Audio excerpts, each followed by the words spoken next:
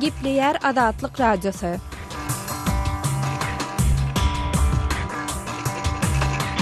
Aşamaz hayırlı bolsun gaderly dinleyijiler. Pragadaky studioda siz bilen men Sehra. Şun 2014-nji ýylyň 5-nji dekabry hepdäniň annygyny. Şun habarlar günlük programmamyzyň esasy bölегine. Ukrainanyň prezidenti Günnor Ukrainadaky çaknyşyklar togtatmak maksat edýän täze inisiatiwasyny ma'lum etdi. 9-njy dekabrda degişli ýaraşygyň bardygyny Ortiýatyň RIA Novosti täzelikler agentligine tasdiklady. Lviv vilayatynyň garaşdyrlygy etrafynda elektrik stansiýasynda dören näsadlyklar sebäpli tutuş etrawyň çärenine 6 saatlap elektrik togy kesildi. Kompüterler işlemänsoň olaryň işi de togtap galdy. Aşgabatyň ýaşaýyş jaýlarynyň käbirlerine ýyladış sistemalarynyň kadaly işlemeýändigi habar berilýär. Öý goňuna jaýlatmak üçin hatda 3-4 tane peji ýakmaly bolýarlar. Owensanda Taliban söwüşçileriniň hüjümi netijesinde etniki türkmen komandiri öldürildi. Hukumat oğulları Taliban elinden alıp bileniyor. Mesela Taliban hakim. Gipleşimde şu beýlik maglumatlar dinläp bilersiňiz. Habarlar günlük programmamyzyň esasy bölügine geçmeden günüň täzelikleri bilen tanışyalım. Ukrainanyň prezidenti Petro Poroshenko Günnor Ukrainadaky çaknyşyklary togtatmak maksat edýän täze inisiatiwasyny ma'lum etdi. 4-nji dekabrda öz web sahypasyna çap eden beýanatyny Poroshenko dymyşlyk günden ýagny 9-njy dekabrdan başlap Ukrain harwalary Günnor Ukrainadaky okatyşy besederler diýdi. Poroshenko bu çäräniň okatyşy besetmek barada 5-nji sentýabrda Minskde gol goýulan giň gowrumly ulalaşyň içine girýändigini sözüniň üstüne goşdy. Ukrain güýçleri bilen ortpara separatistleriň arasynda okatyşy besetmek barada 5-nji sentýabrda gol goýulan ulalaşyk ýygyderli bozulup gelýär. Bu ýurtda gürrüň gidýän ulalaşyga gol goýulan bäri 1000-den gowrak adam helak boldy. Fransanyň prezidenti François Hollande gadak prezidenti Nursultan Nazarbayew Ukraina meselesi boýunça Russiýa bilen günwataryň arasyndaky dartgynlygy gowşatmak meselesinde Gadagstanyň rol oýnaýandygyny aýtdy.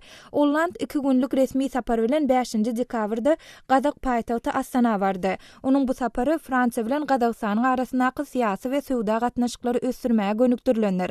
Hollande Nazarbayew Fransiýanyň Gadagstan bilen ykdysady we sowda urlary boýunça hyzmatdaşlyk etmäge gyzyklanma ýandygyny ma'lum etdi. Şol bir wagtyň özünde Nazarbayew ykdysady ulalaşyklaryň Gadak Fransuz biznes forumunda maslahat ediljekdigini bellädi.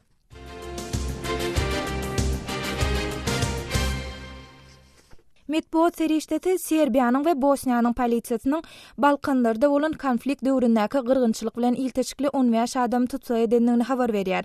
The Associated Press habar gulunyň maglumatyna görä 5-nji dekabrda geçirilen operasiýalaryň netijesinde Bosniýada 10, Serbiýada 5 adam tutsak edilipdir. Iki ýurduň prokurorlary AP habar gulunyna beren maglumatlaryny 1993-nji ýylyň 27-nji fevralynda bolan Stripsi gyrgynçylygynyň derňelmegi urunda bilelikde hyzmatdaşlyk edendiklerini aýtdylar. Tutsak edilenleriň arasynda tutsaklykdaky Bosniýaly serb Milan Lukićiň dogany Gojko Lukić şeýle-de öňkü general Bosniýaly serb Luka Dragičević bar. Stripsi gyrgynçylygy 100.000-den gowrak adamyň öldürilmegine we millionlarça adamyň başga ýerlere göçmegine sebäp bolan konfliktiň bir bölegidir.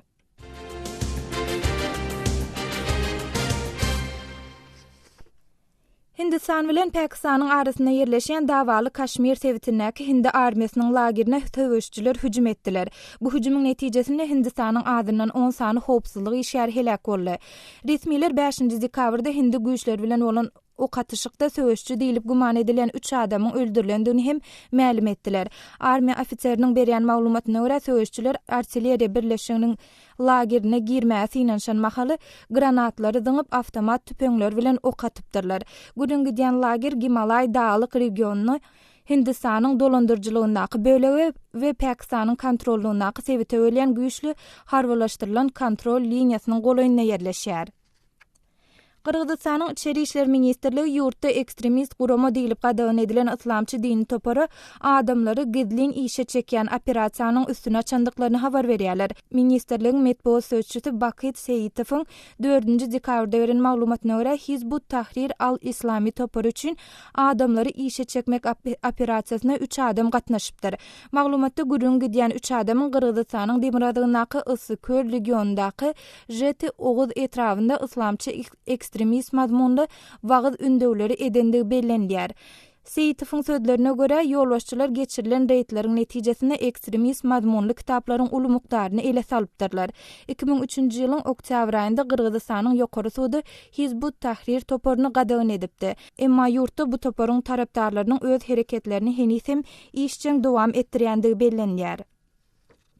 Birleşen Milletler Guramasynyň zähmet guramasy dünýäniň köp günjeginde erkeklere göre has sowatly, has tejribeli we has öndümli zenanlary henisem az aýlyk haklarynyň tölenýändigini aýdýar. Halkara zähmet guramasy dünýäniň ençeme günjeginde aýal erkek jinsyna göre aýlyk hakyny tölemek boşlugynyň henisem saklanyp galýandygyny belleýär. Halkara zähmet guramasynyň halkara aýlyk haky baradaky raportyny bu boýunça dünýäniň 38 ýurdundaky ýagdaýlar seljerildi. Hormatly dinleyijiler, biz habarlar günlük programmamyzyň esasy bölümine geçýäs.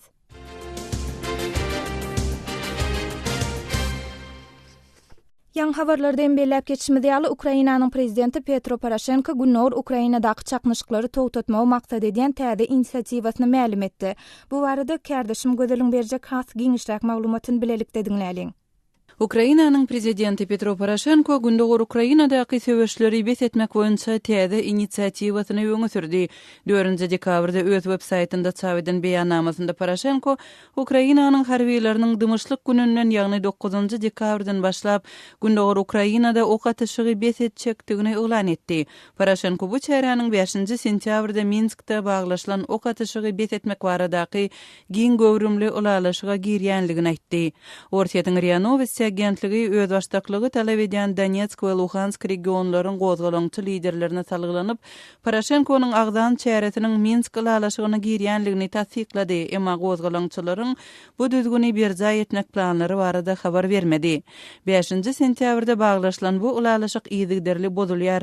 Onuň baglaşylan gününden bäri 1000 çemet adam wepat boldy. Şu hepdäniň başynda Donetsk aeroportunda ok atyşygy bes etmek barada gelinen ulalaşygyň güýje girmeginden sanlyca sagat geçen soň bozuldy.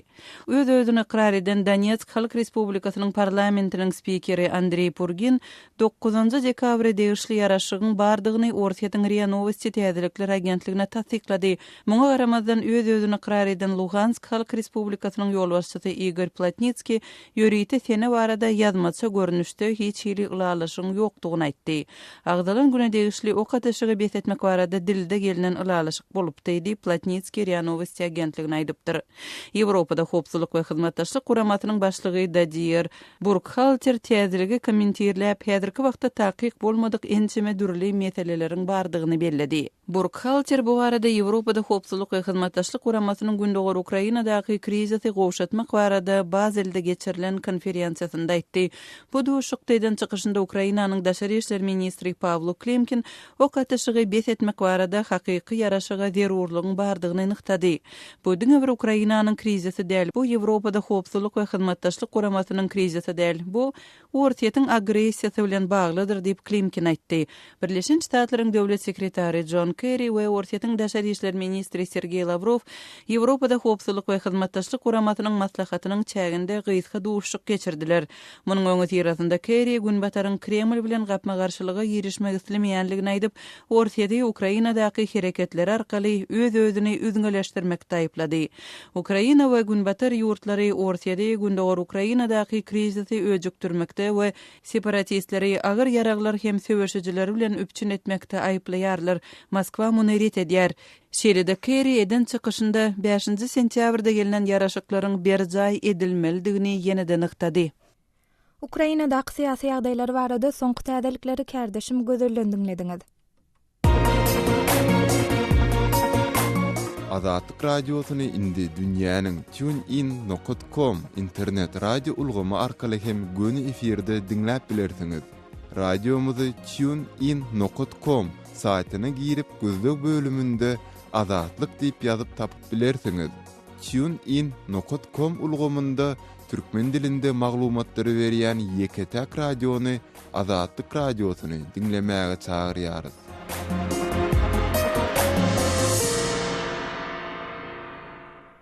Hormatly dinleyijiler, habarlar günnelik programmamyzda türkmen sany değişli maglumatlarymyz bilen dowam etdirýäs. 5-nji dekabrda Liwap welaýatynyň Garaşlylyk etrafyndaky elektrik stansiýasynda dören näsadlyklar sebäpli tutuş etrawyň çäğine 6 saatlap elektrik togy kesildi. Maglumatda elektrik togynyň kesilmegi netijesinde etrawyň bir näçe edaralaryna şol sanda banklarda işleriň soňa goýulyny aýdylýar. Liwap welaýatynyň Garaşlylyk etrawyna 6 saatlap elektrik togynyň kesilmegi we onuň ilata ýetiren täsirleri barada habarçymyz Osman Halyfyň berjek maglumatyny dinläliň. Şu gün ýer saat 9-da Liwap welaýatynyň Garaşlylyk etrafynda elektrik togy kesildi. Etraf elektrik üçinçilik edarasynyň nowatçysy ony podstansiýada tok paýlaýjy esasy enjamlaryň biriniň ýanmagy bilen düşündirdi. Yerli elektrikler onu öz güýçleri bilen bejerip bilmän soňlar welaýat merkezinden hünärmen çağırmaly bolupdyrlar. Etrawyň elektrik podstansiýasy baryp geçen asyryň 60-njy ýyllarynda kurulan, onun enjamlary könelişip işlemeli möhletli bir eýem geçiren, on soňda beket kurulaly bärki geçen döwrüň içinde ilat sanyda hususy we döwlet eýçiligindäki ýaşaýyş jaýlarynyň sany da köpeldi. Etrapda elektrik togyny köp sarp edýän paxta rassalaýjy zawody, şu ýyl bolsa 50.000 tonna galla saklamagy niýetlenen elewator kuruldy. Başga da onçakly uly bolmadyk kärhanalaryň bir näçesi işleýär. Elektrik togynyň sarp edilişi de bir näçe esse artdy. Şu günkü ýüze çykan ýagdaýy yerli resmiler podstansiýanyň enjamlarynyň könelişendigi bilen düşündirdiler. Togy 6 saatdan soň saat 15-de berdiler. Ýokarda agzalan senagat kärhanalary işlemedi. Yerli daralar da şeýle, kompýuterler işlemän soň olaryň işi de togtap galdy. İnternet kesildi. Aşxanalarına elektrik togy bilen işleyen plitalar oturdulan cemgetçilik iýmiti nokatlarında nakar bişirip müşterilere hizmet etmek mümkin bolmady. İlat üçin iň kynçylykly ýagdaý agyz suw bilen bagly ýüze çykdy. Etrawyň merkezi şäherçesine suw geçirji turwalardan suwun gelmesi kesildi. Owalarda da adamlar agyz suwuny ýere turwa kakyp ona elektrik togy bilen işleýän suw sorjylar oturtmak arkaly agyz suwuny alýarlar.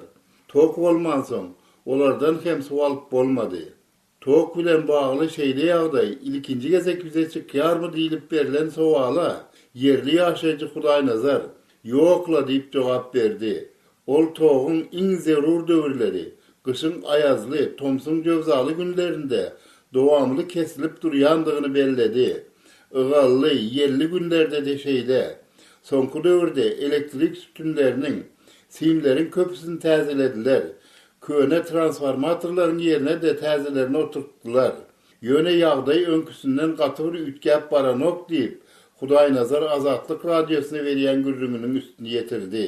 Etrapda täze podstansiýanyň guruluşy alınıp barylýar. Yerli ýaşaýjylar ol ulanmaga berilen soň elektrik togy bilen üçinçiligiň gowlanaryna umyt baglaýarlar. Habarçymyz Osman Halyfyň taýýarlan maglumatyny dinlediňiz. Hormatly dinleýijiler, siziň ýaşaýan sebitiňizde elektrik togynyň üçinçiligi nähile? Bu mesele bilen baglanşykly siz nähili tejribeleri başdan geçirýärsiňiz? Bu barada bize gurrun beriň, biz hem halk köpçüligine ýetireli. Biziň medbuat email belgisi gmail.com email adresimizde haturanyň ýa-da Moskwadaky telefon belgimiz 7926 236 04 55 jaňydyň ýa-da SMS ýazyň.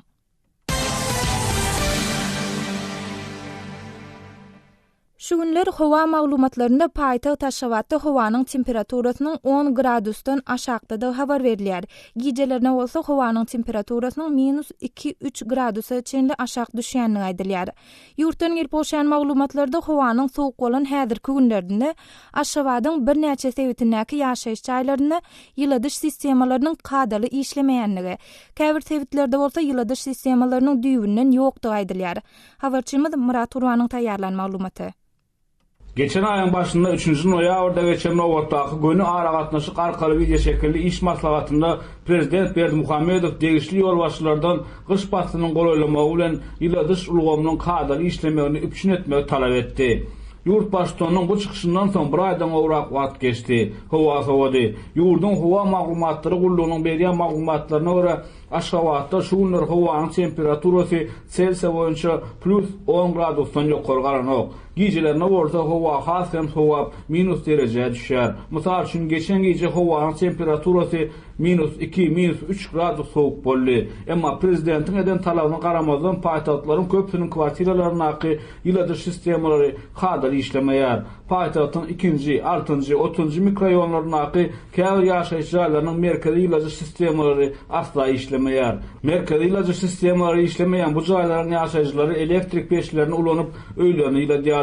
Olaryň käýerler bir kysany elektrik pejini ulanýan bolsa, käýerleri öýü gowuna jaýlatmak üçin hatda 3-4 sany peji ýakmaly bolýarlar. Elektrik pejini ulansa iň soňy kwartirany ýyladyp bolmaýar. Howa maýrak bolsa ýylaýar. Ýogsa amam diňe şol pejin goloyna oturaymasan soğuk bolýar diýip 6-njy mikroraýonyň ýaşaýjysy Arslan gurrunmalýar. Arslan aýtmana görä onuň ýaşaýan jaýynyň ýyladyr şulumy eýäm 2 ýyl bäri işlemeýär. Arslan goňşulary bilen bile ýerli öý upraleniýasyna ýüz tonlaryny ol ýerde bejerer diýip söz berýändiklerini, emma munyň boş wada bolup çykkandygyny, öz jaýlarynyň ýyladyr ulgamynyň kenide işlemeýändigini gurrunmalýar. Paýtagtyň käbir ýaşaýyş jaýlarynyň bolsa ýyladyr ulgamynyň ýarpysy işläp galan ýarpysy işlemeýär. Mysal üçin paýtagtyň Parahat 2 mikroraýonyň 24-nji jaýynyň 1-nji ýerleşindäki kwartiralarnyň bir gapdanaky ýyladyr sistematy işleýän bolsa, beýleki tarapyndaky işlemeýär. Ýaşaýjylaryň bu ýagdaý boýunça häkimetlere eden arş şikaýetlary netijesi galýar.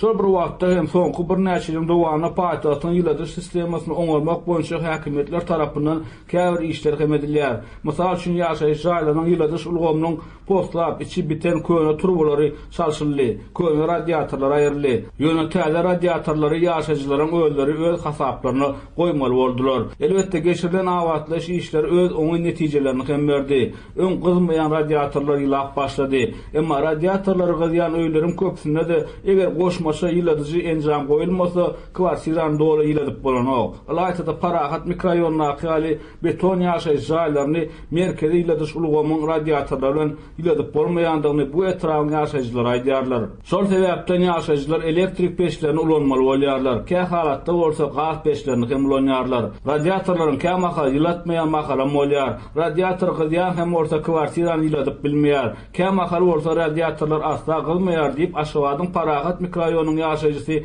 Aman gurrunmalýar. Türkmenistanyň Hidrometeorologiýa baradaky Milli Komitetiniň berýän maglumatlaryna görä, ýakyn günlerde hem howanyň temperaturasy şu günlerdäkiden odýan tapawut etmez. Şu gece bolsa -3, -1 gradus soğuk boljakdygy Türkmenistanyň Hidrometeorologiýa baradaky Milli Komitetiniň Altınasır web-saýtynda berilen howa maglumatynda hem görkezilýär.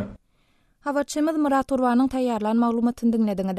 Hormatly dinleýijiler, siziň ýaşaýan sebitiňizdäki ýaşaýyş jaýlary ýyladyr sistemalar bilen üpçün edilenmi? Olaryň işleýişi talaba laýykmy? Bu baradaky garaýşlaryňyzy, maglumatlaryňyzy biziň bilen paýlaşyň. Ýa-ni hem berläp geçmeýäli biziň medpod email belgisi gmail.com email adresimde haturadyň.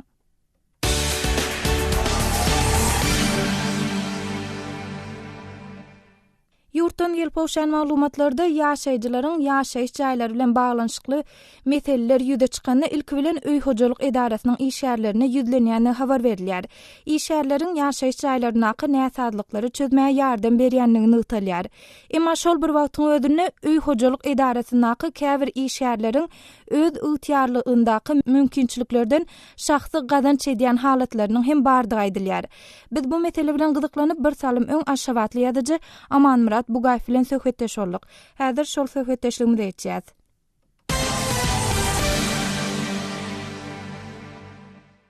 Aman Murat'a öý hojalyk edarasynyň işgärleri umuman näme bilen meşgullanýarlar? Öý hojalyk edarasynyň işgärleriniň ulluk wezifesine girýän zatlar juda köp zatlar. Olar birinciden ýaşaýyş jaýlaryna edilýän kommunal hyzmaty gözegçilik etmeli. Meselem suwun, elektrik energiýasynyň ýene gaýry üçinçiligine gözegçilik etmeli. Oňdaşyndan özlerine berkidilen mikroraýonyň ýagny etrapçanyň arastalygyny, laýtda ýaşaýyş jaýlarynyň öňüniň, ýygynyň arastasylygyny ýygyderli gözegçilik etmeli. Ýöne bu zatlar mudama amal edilip durulanok, ýöne hiç zat eden oklar diýip bolan edýän işiniň üstüne atanak çekmegen netim ýok. Tekrar. Aman Murat'a olar hökümet işgärlerimi? Hawa olar etraf hakimliginin qaramağındaki şäherler şeýle hem şäher derejesinde de ýörüýte tres bar. Şol öňü problemleriniň, doğum problemleriniň işini sağlayıcı şolara ferenzam berýän ýörüýte tresden bar. Şäher etraf derejesinde ine şolun bilen amal edilýär, ýöne öz amal edýän işler babatynda gönlen etraf şäher hakimligine taýinlikdäki döwlet büdjetinden aýlyk alýan işgärler. Amanrada siz bir sebäp bilen ýa-da bir mesele bilen şol öý hojalyk edarasynyň işgärlerini çağıranyňda olar wagtynda gelýärlermi?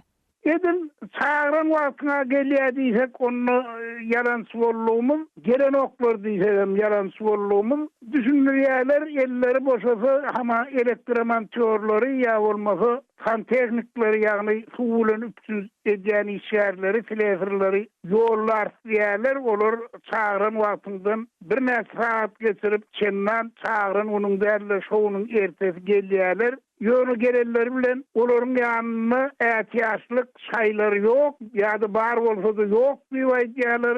Biz häzir bir gurulşyk materiallary ýene gaýry santexniki enzamlar satylýan dukanlara jaň edilip, sen ýanynda jaň edýärler, hem-de maşynyň bolsa maşynlyk berýär, ýol kremi türü, hem-de şol materiallaryň bahasy ähtiýaçlyk şaýlaryň bahasyny söýüp sen elinden nagd pul alyp gidýärler, gelip bunu oturdýarlar. Ýygynyň ýene de oňdaşyndan el hakyny sag bolsun diýen puly bermesende juda nägile ol gaşlaryny tutýarlar. Indi bu şolary hukman bir eden iş üçin hak bermek, paranyň peşkeşiň bir kitjek görnüşi, onu vermek Türkmenistanda düzgüne giren zat bol, hakykatdan bolmaz zat hukmuna verilýär. Aslında olar şol işleri edýärler üçin döwlet büdjetinden aýlyk alýarlar, özüm kiçigirme aýlykda bir maşgalany eklemäge arkaýyn etýän aýlyk. Amanrada indi şu öý hojalyk edarasynyň işgärleriniň arasynda öz ygtyýarynaky mümkinçiliklerden şahsy gadanç edýän halatlary hem bar diýilýär. Siz şeýle zady eşitdiňizmi ýa-da siz şeýle ýagdaýda duş geldiňizmi? Onu her adımda duşsa bolýar. Ol diňe bir duş gelmek ber. Meselen aýdaly jaýlaryň başyna örtüledýän hususiyetlikler firmalar bar. Şu firmalarym döwlet edarasy, şäher hakimligi ýa-da ministrlik derejesinde etjek iş hakyna şertnama baglaşanna elektrik energiýasy üçin edýän çykdyjylaryny görkezýärler. Aslında olar elektrik energiýasyny ýaşaýjylar üçin netlenen elektrik paýlaýjy şiitlerden alýarlar. Şeýdem ogurlaýarlar. İlatyň kullanmaly elektrik energiýasyny ogurlaýarlar. Mut elektrik energiýasyny kullanýarlar. Döwlet bilen hasaplaşanlaryna bolýan şogatlar üçin özleri ägir duru ömür maliýet çykdyjyny edenler pul alýarlar. Ine bu atlara ilkinji bolup görüşmeli bir doğum problemiyanyň işgärleri, bu problemiyanyň işgärleri. Amanrada aşawatdan gepleşigimizde atnaşyp beren gürüňleriniz üçin köp sag bolun. Sizem sag bolun, işiň bir awatçy bolsun. Hormatly dinleyijiler, bu mesele barada siz hem öz pikir araýşlaryňyzda, bellikleriňizde, maglumatlaryňyzda biziň bilen paýlaşyň. Biziň medbod email belgisi gmail.com email adresimde haturadyň ýa-da Moskwadaky telefon belgimiz 7-926 236 04 55 jaň ediň ýa-da SMS ýazyň.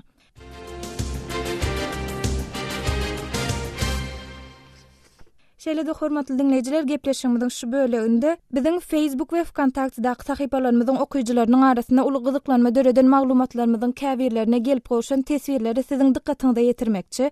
Aşawadyň käbir sebitlerine Wi-Fi internet hyzmatlarynyň hödürlenip başlananda we bu hyzmatdan peýdalanmak isleýän raýatlardan pasportlarynyň soralýanyny barada 4-nji dekabrda çap eden maglumatymyzda Facebookda sahy datly okuýjymyz ösüş bar diýip gysaça öz araşyny galyrypdyr. Wkontaktyda söhbet atly okuýjymyz bolsa, gowdat mut Wi-Fi'ň bolmandy.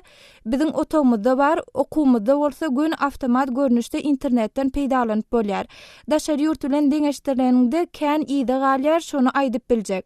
Türkmenistanda bolsa biz bir Wi-Fi üçin pasport zat soralýar. Ay türkmenem bir Wi-Fi üçin pasport sorap bolýar da diýip öz sözüniň soňunda köp nokot galdyrypdyr. Muhammed adly okujymyz pasport soramagyň manysy näme diýip sora berse, Azad adly okujymyz bolsa pasport görkezmelisi hiç esasy Wi-Fi açypdyrlar. Ýöne şonu ähli welaýatlerde peýdalanyp bolar ýaly etseler hasam gowy bolar diýip öz araýşyny galdyrypdyr. Gurbanyýat adly okujymyz Wi-Fi üçin daşary ýurtda pasport görkezmek gerekdäl. Ýöne Türkmenistanda açylany hem gowy bolupdyr diýip öz araýşyny belleýär. Hormatly dinleýijiler, siz hem biziň her gün efire gidýän maglumatlarymyzy okap öz araýşlaryňyzy galdyrmak isleseňiz, sizi hem Facebook we Kontaktda sahypalarymyza goşulmagy çağırýas. Bu wagtlarda bizi gözleg bölümine Adatlyk radiosy ýazyp tap bilersiňiz.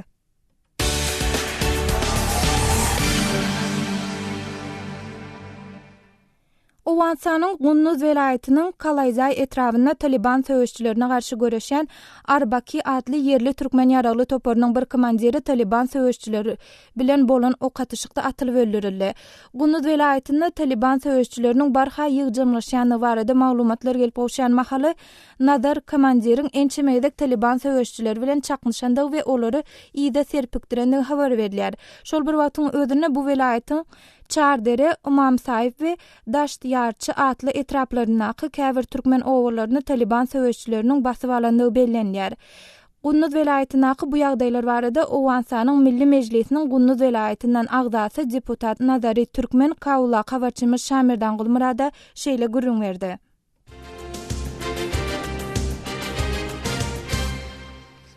Gunnuz howpsuzlygyň Talibanyň da güýçli bolan ýeri Kalayzal başkalara göre asudarak. Bu yerde güçlü yerli kumandanlarımız var. Onun dirsem Nazar kumandantik bu kumandan onlarca talibi helak edenti. Taliplarının izine düşenti. Dün bunun ötükeçiyon yolunda bir jarın içinde taliplar yatıyor. Ağlının urup bunu şehit ediyorlar. Nazar kumandan Türkmen Kalayzal'dan boluyor. Nazar kumandanın iki yerinden yaralanırken son şehit boldu. Talibanın da 3 nefer ölüptür.